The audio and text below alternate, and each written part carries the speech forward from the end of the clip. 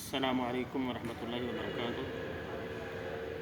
آج میں آپ کے سامنے رسول اللہ صلی اللہ علیہ وسلم کی دعا جو آپ علیہ السلام نے سکھائی اور جبریل علیہ السلام نے اللہ کے رسول علیہ السلام کو یہ دعا سکھائی۔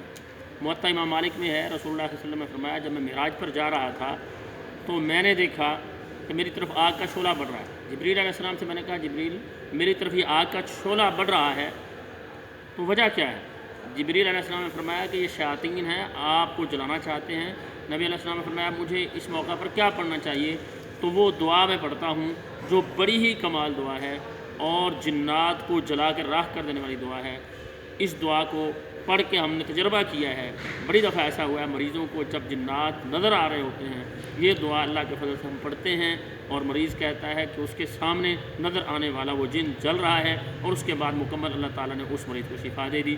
اس کے میں کلمات پڑھتا ہوں اور تمام سامعین سے کہوں گا یہ دعا ضرور یاد بھی کریں، پڑھیں۔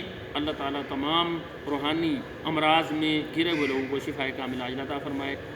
اعوذ بکلمات اللہ التامات التی لا یجاوزہن بر ولا فاجر من شر ما خلق وبرأ وذرأ ومن شر ما ينزل من السماء ومن شر ما يعرج فيها ومن شر ما ذرأ في الأرض ومن شر ما يخرج منها ومن شر فتن الليل والنهار ومن شر طوارق الليل والنهار إلا طارق يطرق بخير يا رحمن۔